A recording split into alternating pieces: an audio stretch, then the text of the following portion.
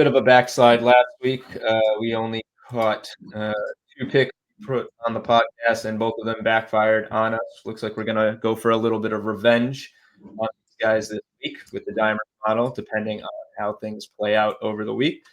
But anyway, our first play this week is Commanders plus 3.5. This is our highest probability of the week early on. Commanders are in I don't know if I'd call it a free fall, but they have 2 back-to-back very disappointing losses.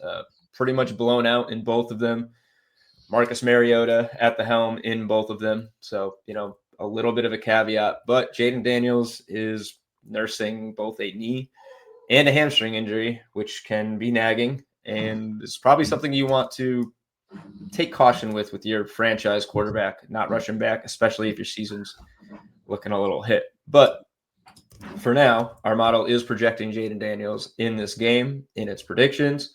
So that's probably why we're seeing the strong 58.9% probability. Commanders are at home here against the Seahawks, Sunday Night Football. So prime time, maybe it gets just a little bit of extra time to get set. Adam Schefter has said that he wouldn't be surprised if he's out. So this isn't one that I'm going to be jumping on right now. But if we get closer and this doesn't move much and Jayden Daniels is in, I'm definitely going to be looking at it. Certainly looking at the prop angles. Terry McLaurin left last night's game after just coming back this week, I believe, possibly re-aggravating the same quad injury, if I read the reports correctly. So a lot of caveats to take when looking at this one. Teams is definitely banged up, and the Seahawks are coming off a bye. So, they're really well rested. Still a substantial 59% probability from the model on the Seahawks to win this game. So while we have the Commanders hanging in this one, we're not running away with them to throw things too out of whack. Yeah, it's a good shout on the Daniels injury situation too. I want to ask you this just after I don't know, like, does the backup situation at Washington inspire confidence after what you saw from Mariota against Kansas City? Not particularly. He's a capable backup, but these are tough matchups. Kansas City's pretty solid defense, and they gifted them 2 picks, and they could not do anything with it. And the team was pretty much full strength. You had Terry McLaurin back. He didn't leave the game until late, I think maybe in the 4th quarter. Debo played. They had the full backfield. So, aside from Jayden Daniels, the team was healthy. The offense, if it could move the ball, I think you would have seen it last night, and we really did not see much of that. So, wouldn't be weird game. Like I felt, I don't know. It was like they were one play away for the whole first half. You go into halftime tied. They averaged 5 yards per play. They just kept getting in like across the 50 and making a negative play. And to my eye, it was really protection based. Like, I think Mariota is a capable backup. There's some backups in the NFL I want no part of. Mariota historically is one, like, I think you can almost get value if the starter's out and he's your backup quarterback. But he was just under pressure the entire game. He was running for his life and failing to run away for his life. This is one of those ones. If Daniels is back, I love it at 3.5. If Daniels is not back, it probably depends on the number for me. Like, if this dips enough to getting Washington plus a touchdown at home, I think I'd probably play it with Mariota. But, man, they're banged up everywhere. It's obviously not fun to bet through injuries. Yeah, no, I mean, regardless who plays for the quarterbacks, I'm definitely going to look at prop angles after what Travis Kelce and Rashee Rice just did to this defense. JSN and AJ Barner could be a sneaky play right there in this game. So I'll wait and see on this one. High value. If you think the Commanders have it or you're confident Jayden Daniels is going to play, the model says this is a good bet to make right now. Just think with the injuries, you want to wait a little bit. So if you go on site and you see our top spread, take it with a grain of salt with the things that we're telling you about this game. Next one, like I said, going back to some guys maybe for a little revenge from last week. But the Bears are favored by 2 points against the Bengals on the road this week. 56.5% probability, 2.3% edge. Let us down last week, but definitely a bounce back. I think I'm buying that here. They got out to a really hot start versus the Ravens in that game and just kind of ran into a wall and couldn't score until the fourth quarter. The Ravens, we talked about it. They had to sell out pretty much everything to win this game, and they did to keep their season alive. They were probably as healthy as they've been on defense all season long, and outside of Lamar, really weren't missing any key notable players. The Bears defense for me, I think, is key in this one.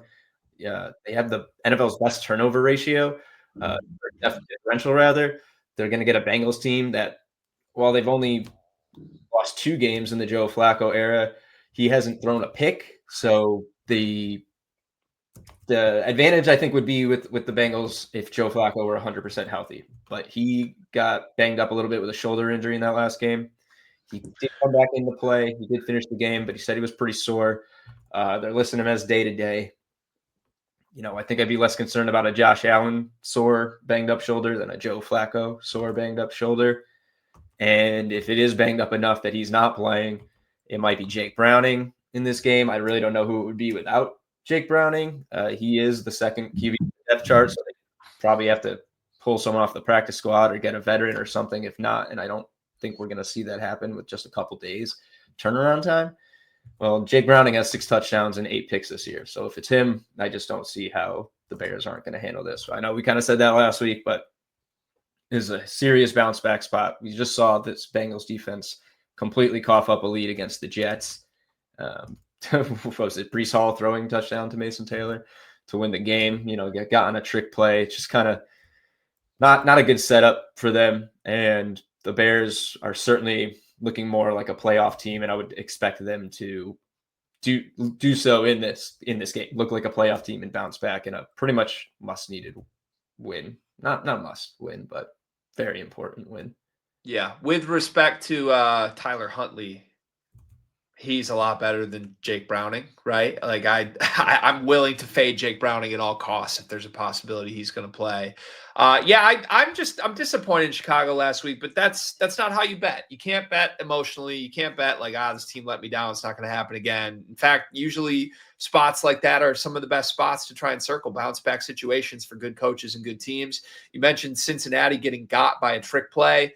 That opens my eyes anytime you're playing a Ben Johnson offense. This is the most creative play caller in the sport. He is almost assuredly dialing up something we haven't seen before to get a defense that is really wildly overwhelmed by bad offenses. I still think the Chicago offense can really move the football. I thought it was kind of a back against the wall statement game from a Baltimore defense that does have some talent. Cincinnati does not. So early look at this. I love this. It's probably not a surprise. I've been on this program loving betting Chicago all year, but it's usually been profitable until last week, and bounce back spot is good for me.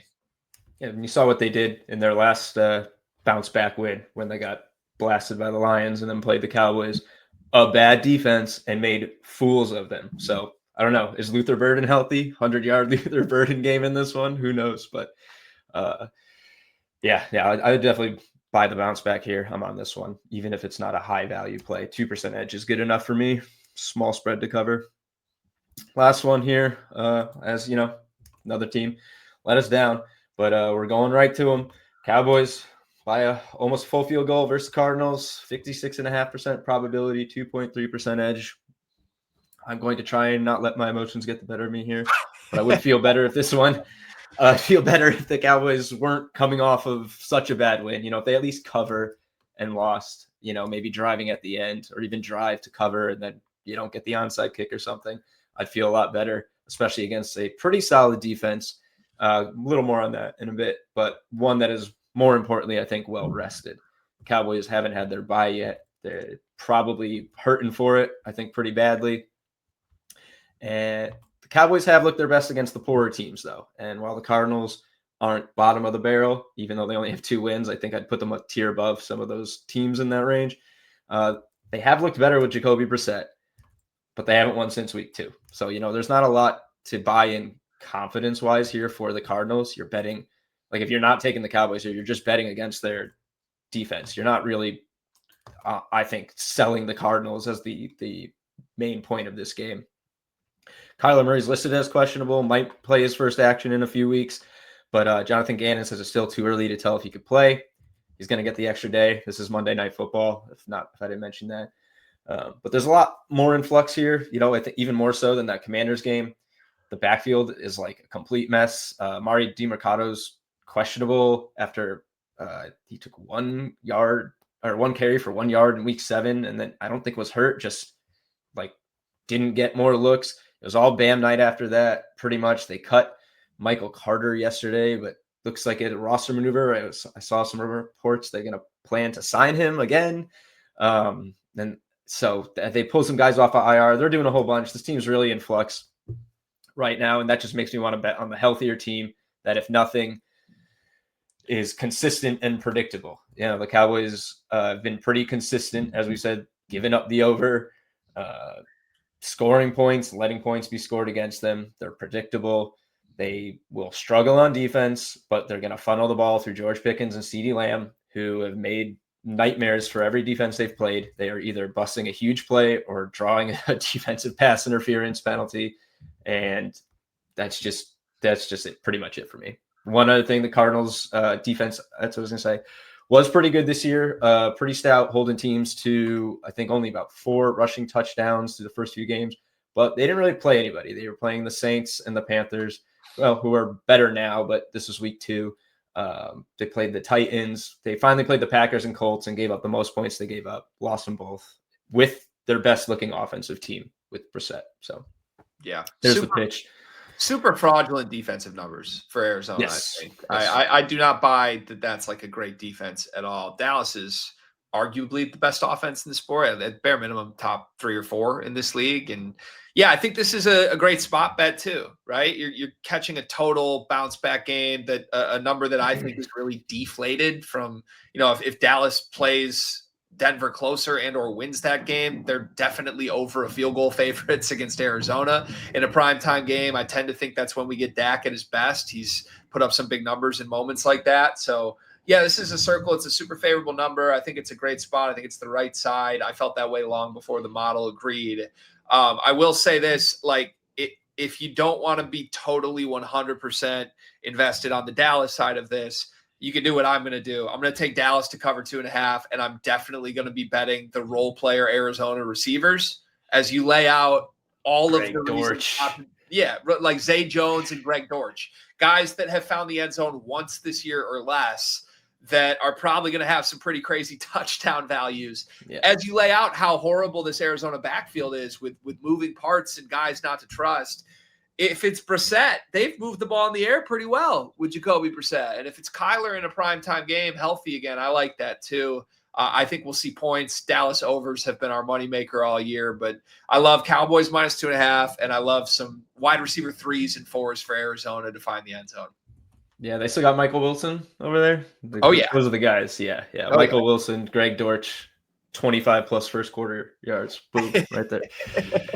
Yeah, we'll see what it looks like. There might be too many options in this one, but yeah, we'll just have to sort through it. Maybe we can do that on Thursday and lock something in. All right, there you have it. That is our early look at week 9. As always, 2 episodes a week of this show. On the first, we give you the early glance at it, and then we come back later this week, finalize some cards, give you some personal plays and more. Stay tuned for the second episode for all of our bets for this week. But for now, make sure you get this access yourself. Dimers Pro is where you can access all of this in real time whenever you want. If you want to see every single NFL probability this week for week 9 and every week of the season, you can do it with Dimers Pro. Promo code podcast.